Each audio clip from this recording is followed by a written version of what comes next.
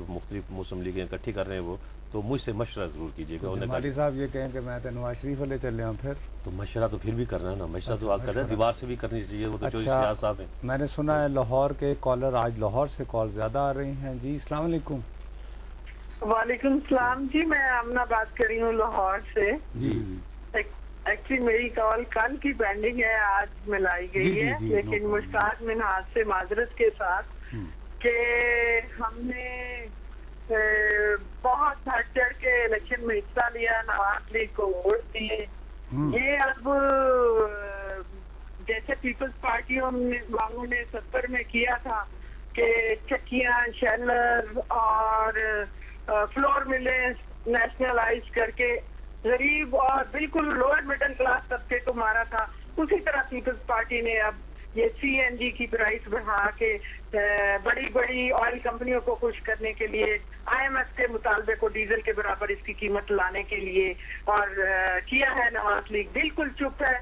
हमारा क्या फायदा हुआ, वो सिर्फ जज खेल रहे हैं। क्या फायदा हुआ लाहौर के अवाम को नवाज शरीफ की हिमायत करके और मुश्ताक मिनहाज यहाँ बैठ के हर वक्त। जी आमना बीबी बहुत बहुत शुक्रिया। वाकई नवाज शरीफ नहीं बैठे, नहीं, मुश्ताक मिनहाज को लेट मी डिफेंड हिम। कल भी बेचारे ने बहुत शोर मचाया था और मुश्ताक ही की वजह से हम यकीनन थोड़ी देर में जो है महंगाई का भी मसला डिस्कस नहीं, ये करना बिल्कुल है। उनकी बात ठीक है। नवाज शरीफ साहब को देखें, हम ये नवाज शरीफ साहब को जो है ना, हम उन पे तनकीद इसलिए उनकी तारीफ करते रहते हैं, उनकी पॉलिसीज ठीक हैं और क्लियर हैं, बिल्कुल सामने जो कुछ कह रहे हैं। लेकिन ये जो मसला है महंगाई का मसला है, इसमें वो ठीक है, ठीक कर रही है। नवाज शरीफ साहब को इंटरवीन करना चाहिए। वो खुद जो है उनकी वोटर हैं, वो ये कहती हैं कि आप चूंकि एलाइज हैं, पार्टनर्स हैं, तो आप क्यों उनको ऐसा करने दे रहे हैं? गलबन वो ये तो ठीक है ना, अच्छी बात है कि नवाज शरीफ साहब महंगाई की बात करें कि भाई इसको कंट्रोल करें और एटलीस्ट चले। वहां पर नहीं कर सकते आप, पंजाब तो अटक से लेकर रहीम यार खान तक तो आपके पास है। अब ये आप वहां पर महंगाई कम करें। यही जो मामला पहले मैंने डॉक्टर आयशा साहिबा से भी जानने की कोशिश की, तो हमारे बुजुर्ग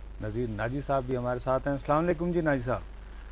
वालेकुम अस्सलाम जी। जनाब बहुत दिनों से आप हमें लिफ्ट नहीं करा रहे सर, आप इधर उधर भर रहते हैं, कुछ आपकी भी आप तहकीक करनी पड़ेगी। अच्छा सर, अब बात ये आ गई है, अच्छा अब ये रिचर्ड बाउचर जो है, अब ये आके नवाज शरीफ और पीपल्स पार्टी को समझा रहे हैं कि अपने मामला ठीक रखें, यहाँ तक भी आनी थी नौबत। ये बात तो मैं और आप बहुत दिनों, नहीं नाजी साहब, ये बात तो मैं और आप बहुत दिनों से कह रहे हैं कि यार दोनों एक साथ रहो। मैं बच्चे लड़ते बहुत हैं। अच्छा, उनको परेशानी ये है कि आप तो बड़े बड़े जिम्मेदारियां लेकर बैठ गए हैं, ऑपरेशन आपने वहां शुरू कर दिया है और जो हुकूमत इसकी ओनर होनी चाहिए वो पूरी ओनरशिप भी नहीं दे रही। और नवाज शरीफ साहब तो कह चुके हैं, उनकी पार्टी का मौकफ ये है कि ये ऑपरेशन हमसे पूछे बगैर, हमें एतमाद में लिए बगैर किया गया। तो जब ऑपरेशन इतना बड़ा हो रहा है जिसके लिए कोशिश कर रहा था, जब वो शुरू हुआ है तो उसकी ओनरशिप ही डिस्प्यूटेड हो गई है। तो एक तो मेरा ख्याल है उनको ये परेशानी है कि आपस में क्यों लड़ रहे हैं।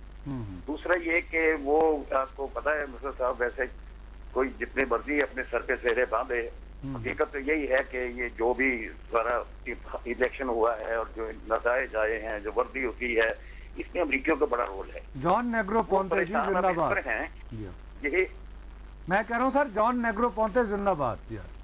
जी हाँ, अच्छा जी। तो उन्होंने बड़ी मेहनत से ये एक जो जमहूरी ढांचा जिसे हम कहते हैं हमें बनाकर दिया है, वो चलता दिखाई नहीं दे रहा। मेरा ख्याल है वो इस पर भी परेशान है। और तीसरा ये है कि शायद कोई जो एक कहते हैं ना अथॉरिटी कहाँ ढूंढी जाए, इस तलाश में भी आए हैं कि अथॉरिटी वो कहाँ पर है। उसकी वो ढूंढते ढूंढते वो रायबेट भी गए हैं और जरदारी साहब से मिलते रहते हैं, उन्हें पता नहीं चल रहा कि अथॉरिटी है कहाँ। तो आप वज़ीर-ए-आज़म साहब को बुलाया वहाँ अमेरिका में, उससे पूछ लें।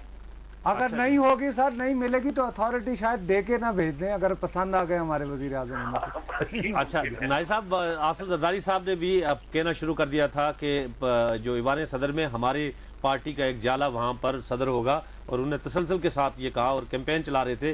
फिर आपने भी बड़े अच्छे और तसलसल के साथ लिखा गो मुशर्रफ गो, लेकिन आपकी तहरीरों में भी अब वो लफ्ज़ कम आता जा रहा है। क्या मुशर्रफ साहब का जो इक़्तिदार है वो ज़्यादा मुस्तहकम हो गया है इन तमाम एक्टिविटीज? जब मैंने लिखा था उस वक्त आपको याद होगा मुश्ताक मिनहाज साहब कि आसिफ जरदारी साहब और नवाज शरीफ साहब दोनों ही कबो बेश नजदीक आ चुके थे, और जब ये दो बड़े लीडर तय करके बैठ गए हों कि अब इनको फारिग करना है, हामी कोई नहीं था, तो साफ नजर आ रहा था कि वो चले जाएंगे। अच्छा नाई साहब, वैसे मैं आपको मैं आपको पूरी जिम्मेदारी से इत्तला दे रहा हूँ कि आज बाउचर साहब ने नवाज शरीफ साहब को कम से कम आधे घंटे से ज़्यादा ये समझाने की कोशिश की है कि जी आप आईनी पैकेज करके उनको डीफैंग कर दें। अंग्रेजी का लफ्ज़ बहुत ज़्यादा यूज़ किया 3-4 मरतबा, तो फिर वो बैठे रहें तो आपका क्या जाता है। तो कहीं ऐसा तो नहीं कि आपको पहले मिले हों रिचर्ड बाउचर साहब और आप समझ गए हों कि मामला देर हो गया। ये आप सही कह रहे हैं, सब सामने से देख रहे थे, सबको नजर आ रहा था कि आने का मकसद क्या है। सही बात। और लेकिन सवाल ये है जी कि नवाज शरीफ साहब अपनी जो सियासत कर रहे हैं उसमें अब वो अगर मुशर्रफ साहब को कबूल करते हैं तो उसकी बड़ी मुश्किल पैदा हो जाएगी। वो उनका सियासी वक़ार, उनकी सियासी एग्जैक्टली ओवर कमिटेड हो गए हैं ये लोग। जी आपका नाई साहब बहुत बहुत शुक्रिया। अच्छा जी नुसरत साहब, अगर आप जान के मान पाऊँ तो कुछ अर्ज करूँ। बहुत हमने वाउचर खेल लिया, 25-30 मिनट इसी में ज़ाया हो गए और अब महंगाई का बढ़ता हुआ तो बड़े मेजर इश्यूज। अच्छा मैं अपने अल्फाज वापस देता हूँ। अच्छा यानी हमने गुजार लिए 20-25 आप कहेंगे गुजर गए। अब जो है महंगाई जो है इस मुल्क का, मैं ये कहता हूँ कि एक आम आदमी जो कि बिल्कुल दम तोड़ती निगाहों से देख रहा है ऊपर की तरफ कि खुदा के लिए कौन हमें इस दलदल से निकाले, लेकिन सिरा नहीं मिल रहा, कोई बंदा नहीं मिल रहा, वो हुकूमत नहीं मिल रही। जरदारी साहब जो है वो, अच्छा दूसरी बात होती गर्मी के बाद वो लोड शेडिंग होती है ना यहाँ पे, इसलिए चले। अच्छा एथेंस में ये कम अज़ कम ये है कि बिजली तो नहीं जाती हर वक्त। हाँ तो वो थोड़ा सा 3-4 घंटे तबीयत खराब भी रहती है ना यहाँ पे रहना। इस मुल्क में रहना कोई आसान काम नहीं है।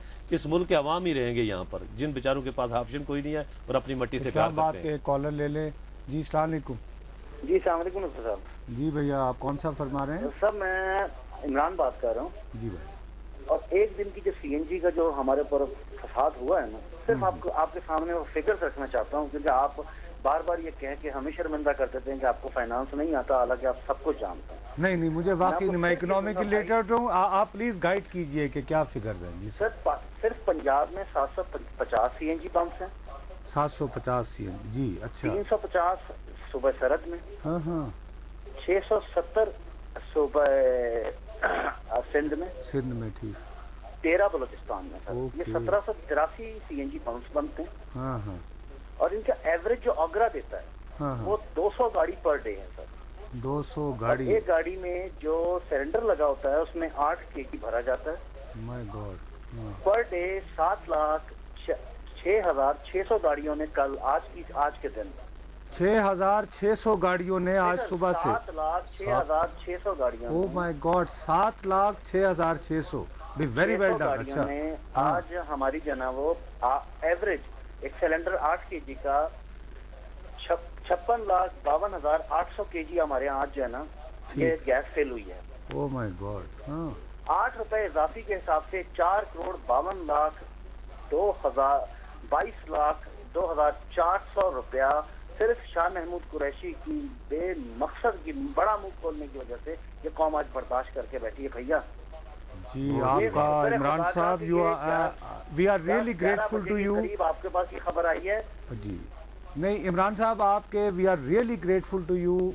हम ऐसे ही कॉलर एक्सपेक्ट करते हैं। देखिए आपने कैसे फिगर्स के साथ हमें ये बात एक्सप्लेन की है। 4 करोड़ रुपए 4,52,00,000 रुपए जो है ये ओगरा के फिगर के मुताबिक जो एवरेज चढ़ती है, कम से कम इतने आज लोगों ने ज्यादा दिए हैं। तो ये मैं वही कहता हूँ कि अब शाह महमूद कुरैशी साहब के आमों की फसल भी तैयार हो चुकी है। कम से कम 3-4 नहीं बिल्कुल 3-4 करोड़ रुपए का आम उनका होता है बिल्कुल होता है। वो इधर देना हमें, मैंने भी कल जो है ना वो सुन के तो मैंने कहा इससे पहले कि 2 दिन के बाद और मैंने भी आज एक टंकी फुल कराई कम। और मैं आपको फ्रैंकली मैं यानी इन कॉलर की कॉल का मैं इंतहाई शुक्रगुजार हूँ। ये देखो ना ये एक इनपुट है कि जिससे वाकई हमें गाइडेंस मिलती है, पता चलता है। क्योंकि मुझे तो बिल्कुल रफ आइडिया था, मैं ये कह रहा था यार ये इतना डिफरेंट। और आज जो है ना वो ये कह रहे थे, आज नहीं अल्लाह के फजल से कल कह रहे थे कि आज भी आप मुझसे कल बहस कर रहे थे, कह रहे थे कि नहीं जी 91% नहीं है।